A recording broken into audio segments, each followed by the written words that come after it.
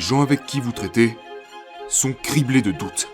Ils sont criblés de craintes. Ils ont des choses qui pèsent sur eux depuis leur enfance. Ils s'interrogent sur eux-mêmes et vous pouvez attiser leurs insécurités par inadvertance et blesser ces personnes alors que vous n'en avez jamais eu l'intention. Et puis vous vous dites « Waouh, pourquoi cela est-il arrivé ?» Et vous ne comprenez même pas pourquoi c'est arrivé.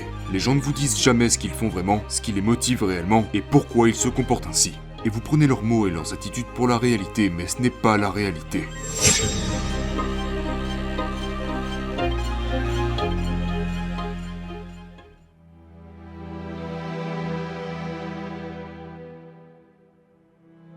Vous devez d'abord comprendre un principe fondamental de la psychologie humaine. Tout le monde a un ego, et tout le monde possède des insécurités.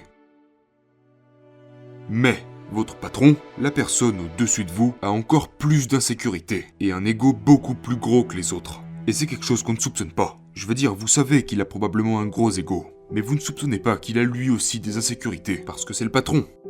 Vous savez, mais en réalité, ils sont toujours inquiets de savoir si les gens les aiment, de savoir si les gens les respectent, si les gens pensent qu'ils font du bon travail ou non. Ils sont gangrénés de doutes, et ils traquent constamment le langage corporel des gens de leur entourage, pour essayer de savoir si ces gens éprouvent vraiment du respect pour eux et ainsi de suite. Vous devez donc toujours être conscient dans la vie des insécurités des gens que vous côtoyez. C'est comme la leçon numéro 1, car cela vous évitera beaucoup de moments douloureux. Les gens avec qui vous traitez sont criblés de doutes. Ils sont criblés de craintes. Ils ont des choses qui pèsent sur eux depuis leur enfance. Ils s'interrogent sur eux-mêmes et vous pouvez attiser leurs insécurités par inadvertance et blesser ces personnes alors que vous n'en avez jamais eu l'intention. Et puis vous vous dites « Waouh, pourquoi cela est-il arrivé ?» Et vous ne comprenez même pas pourquoi c'est arrivé. C'est pour cela que j'ai écrit les lois de la nature humaine. Parce que nous sommes continuellement confus. Les gens ne vous disent jamais ce qu'ils font vraiment, ce qui les motive réellement et pourquoi ils se comportent ainsi. Et vous prenez leurs mots et leurs attitudes pour la réalité, mais ce n'est pas la réalité.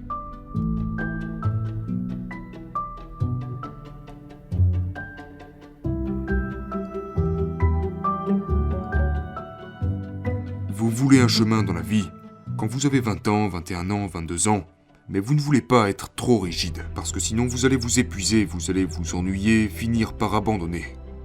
Vous voulez que ce chemin soit comme ça, plutôt que comme ça, pour pouvoir y aller de cette façon, de cette façon, de cette façon ou de cette façon.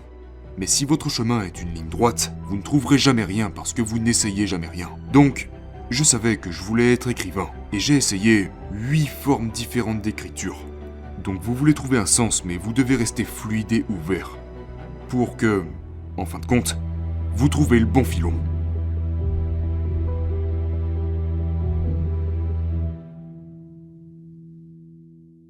Nous avons besoin de défis dans la vie. Donc, vous savez, je regarde toujours les choses de cette façon. Si vous êtes ici, en termes de compétences, un défi se trouvant ici en termes de difficulté va vraiment vous rendre meilleur. Maintenant, si le défi se trouve ici, c'est trop haut, vous allez échouer, et ça aura de mauvaises conséquences. Si vous êtes ici et que votre défi se trouve en dessous de votre niveau de compétence actuel, vous allez vous ennuyer. Donc l'idéal est toujours de choisir des nouveaux projets qui se trouvent légèrement au-dessus de vos compétences, afin de pouvoir apprendre, de vous sentir excité et mis au défi, et d'avoir cette montée d'adrénaline provenant de l'idée de relever ce défi. Alors vous vous sentirez stimulé et impliqué. Pour moi, c'est la meilleure façon de faire les choses dans la vie.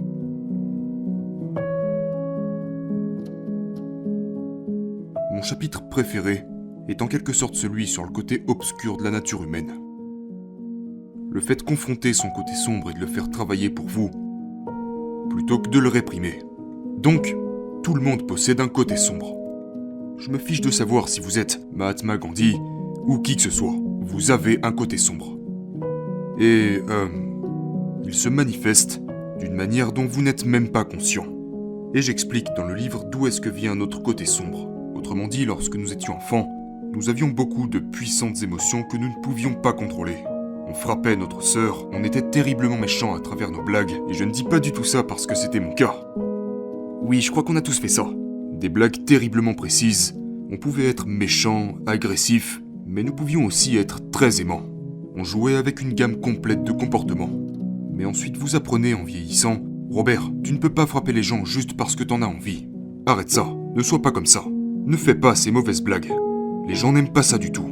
Et au fur et à mesure que vous vieillissez, vous commencez à contrôler ce genre de sentiments qui sont très naturels pour vous. N'est-ce pas? Parce que nous avons tous de l'agressivité, des impulsions. Nous aimons nos parents, mais il y a aussi une partie de nous qui ne les aime pas. On leur en veut. Et c'est normal. Mais nous cherchons à retenir tout ça parce que nous voulons être de bons animaux sociaux. Nous voulons être de bons petits-enfants. Nous voulons être sages à l'école. Nous voulons bien nous tenir au travail. Et toute cette pression va vous dire ok, il faut que je réprime toutes ces émotions. Il faut que je sois cette personne parfaite. Il faut que je sois quelqu'un qui plaît, quelqu'un de gentil avec les autres, etc., etc. Et puis, vous arrivez à 28 ans et vous commencez à devenir accro à l'alcool. Et vous ne savez pas pourquoi. Vous commencez à devenir colérique. Vous contrôlez de moins en moins votre colère. Vous criez après les gens sans même savoir pourquoi. Vous êtes peut-être quelqu'un qui a 45 ans avec un emploi très stable, mais vous vous retrouvez à quitter votre femme. Et vous enfuir avec une jeune de 19 ans. Vous savez, à détruire tout ce que vous avez construit. Votre côté obscur a refait surface parce que vous avez cherché à le réprimer plutôt qu'à le canaliser.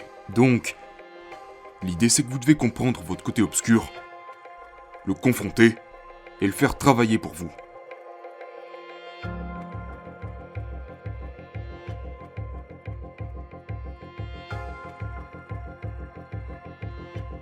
Les gens de notre quotidien sont tellement réprimés qu'on doit être tellement politiquement correct, on doit être tellement agréable et souriant, etc., que quand votre travail exprime de la colère ou exprime de la douleur, les gens aiment ça.